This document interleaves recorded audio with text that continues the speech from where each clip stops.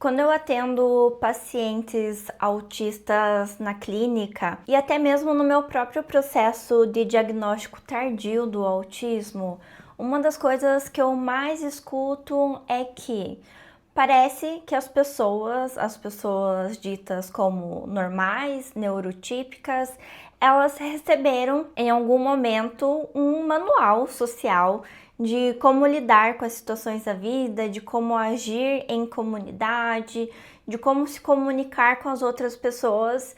E parece que pessoas que estão no espectro autista não receberam esse manual. E de certa forma, as pessoas neurotípicas sim receberam e a gente autista não recebeu mesmo. Isso se explica por um termo da psicologia que se chama teoria da mente. E o termo é um pouco autoexplicativo, que é um processo em que você faz uma teoria do que a outra pessoa está pensando, do que está passando na mente, né, daquela pessoa que você está conversando, daquele grupo social, naquela roda de conversa que você está. Isso acontece ao longo da infância. Mas calma, deixa eu te explicar aos poucos. A teoria da mente é essa habilidade que um indivíduo que não está no espectro autista tem de conseguir supor, conseguir captar sinais de compreensão no relacionamento com outras pessoas, do que elas pensam, do que elas gostam, quais são suas crenças, quais são seus valores, quais são suas intenções, o que elas quiseram dizer em alguma outra situação. Se aquela piadinha, aquele sarcasmo foi somente uma piadinha ou se tem um fundo de verdade ali por trás. Então, todas essas entrelinhas da comunicação social. E é chamada de teoria porque a gente não consegue observar, né, de forma palpável o que o outro está pensando. Então, realmente esse processo de teorização, de suposições, eu acredito que se você é uma pessoa ansiosa, você com certeza deve um pouquinho se identificar o quanto que a gente projeta, a gente imagina do que o outro tá pensando, do que o outro tá sentindo, e é o que pessoas autistas têm dificuldade de entender, ou elas até fazem em algum nível, mas interpretam esses sinais de forma equivocada. E a teoria da mente, ela tem dois aspectos, tanto o cognitivo quanto o emotivo, o afetivo. Então, o cognitivo é projetado para o pensamento mesmo, né?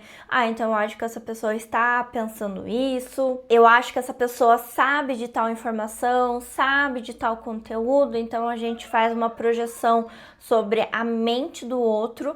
E o afetivo é realmente sobre o sentimento. Então é quando você percebe, por exemplo, que o outro está triste, mesmo que a pessoa esteja sorrindo, ou quando um choro ele é de alegria ou de tristeza. As pessoas então normalmente conseguem identificar isso com muita facilidade. Quanto para uma pessoa autista, é muito comum que tenha que se fazer perguntas objetivas sobre por que você está chorando, o que aconteceu, ou o que você quis dizer com isso, o não entendi. Tem uma coisa muito engraçada na minha vida pessoal, por exemplo, que o meu marido fala que quando a gente começou a sair, a gente estava começando o nosso namoro, ele achava que tinha algumas coisas que eu perguntava ou que eu falava que eu não tinha entendido, que ele achava que era algum tipo de charminho que eu estava fazendo, e quando não, gente, eu realmente não estava entendendo. Eu estava pedindo informações complementares para entender o que era esperado de mim, como que eu devia agir naquela situação. É um comportamento muito comum e adaptativo também de pessoas adultas autistas, de querer ter mais informações para saber como se posicionar. Esse desenvolvimento ele acontece de forma natural em pessoas e crianças típicas. Então, nos 9 meses ali, já vai ter uma distinção, né, entre a atenção compartilhada. Então, a criança consegue distinguir quando uma fala está mais direcionada para ela ou para outra pessoa, por mais que ela não consiga ter uma completa leitura do cenário, que é aqueles momentos em que a criança, ainda de colo, chama atenção, balbucia, dá gritinhos ou sorri, tentando captar a atenção dos cuidadores dela, principalmente. E entre os 18 e 24 meses, a gente vai ter o jogo de faz de conta. Então, aquela situação de você se esconder. Então, esse é um exemplo clássico, né, de quando a mãe, o cuidador, a pessoa que tá ali com a criança se esconde, a criança não consegue distinguir que por mais que esteja escondido, a pessoa está ali ainda. Então, nesse primeiro momento, ela não consegue distinguir. A gente acha que ela consegue fazer essa distinção, mas esse processo de faz de conta, ele vai ter uma evolução até que a criança entenda realmente o faz de conta, que é, vou me esconder, você vai tentar me procurar, e toda essa dinâmica que é uma brincadeira muito infantil e que a gente vê que tem uma grande satisfação por parte das crianças, mas que crianças autistas não conseguem desenvolver esse tipo de atratividade por brincadeiras como essas. Um teste que é feito nessa época é o teste de Sally-Aine, tô lendo aqui para não errar o nome, que é um teste simples. Então você coloca uma criança para observar um faz de conta com duas bonecas. Por isso que é Sally e Aine, são duas bonecas. Então você coloca uma boneca que está brincando e ela vai e esconde uma bolinha. Quando você esconde essa bolinha, você vai e fala, tá, essa boneca vai sair da brincadeira, ela vai fazer outra coisa em outro cômodo, e você coloca a segunda boneca, que é a Anne, que ela vai pegar essa bolinha que estava escondida e esconder em outro lugar. Quando você coloca novamente, você introduz, né, nesse cenário a primeira boneca, que era a Sally, e você pergunta para a criança, né, aonde a Sally vai procurar a bolinha, a criança não consegue entender que para Sally a bolinha ainda está aonde ela deixou, porque ela não estava acompanhando esses movimentos que aconteceram. Ela não consegue fazer esse faz de conta. Ela vai falar, a criança autista no caso, né, se não ficou claro, ela vai falar que a bolinha está onde a segunda boneca deixou.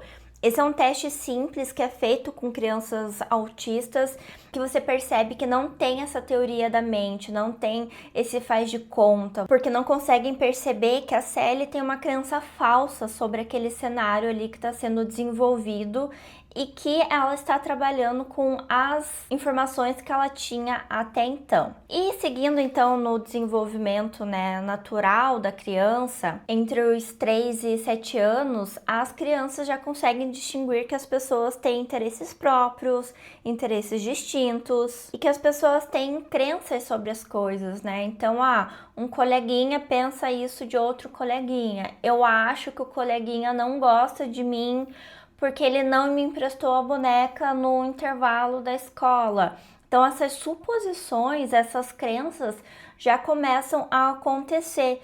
E o comportamento, né, mais tradicional da criança autista é não perceber essas nuances sociais, e o que acaba, em algumas situações, acarretando para um comportamento de bullying contra ela, e que não é incomum dela nem perceber que isso está acontecendo. Então perceba que essa construção ali, né, desde o nascimento até os 7 anos, é uma construção natural que acontece pela intermediação do outro. Então, conversando com adultos, conversando com outras crianças, aquela pergunta que a criança faz para um adulto, né? Por que a mamãe tá chorando? Por que a mamãe tá triste? São perguntas que uma criança típica faz, e não é que uma criança neurodivergente, uma criança autista não faça esses questionamentos, mas ela começa a não perceber tanta distinção entre essas coisas.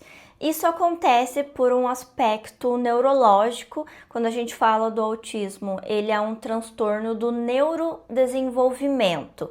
Então, é um tipo de transtorno que acontece durante o desenvolvimento neurológico. A nossa mente, a nossa cabeça, a forma com que as coisas acontecem durante o desenvolvimento cognitivo, a formação do cérebro acontece de uma forma distinta. Então, realmente tem uma questão biológica, uma questão neuronal que é diferente. Tanto que tem estudos neurológicos com neuroimagem que mostram que autistas, eles têm uma ativação menor, que são regiões que a gente considera do cérebro social, como o córtex pré-frontal medial e a amígdala, que são áreas que são ativadas durante o processo de mentalização. Então tem uma questão realmente física que vai gerar, né, todo esse tipo de implicação que vai proporcionar o que a ciência, né, acaba chamando em alguns momentos de uma cegueira mental.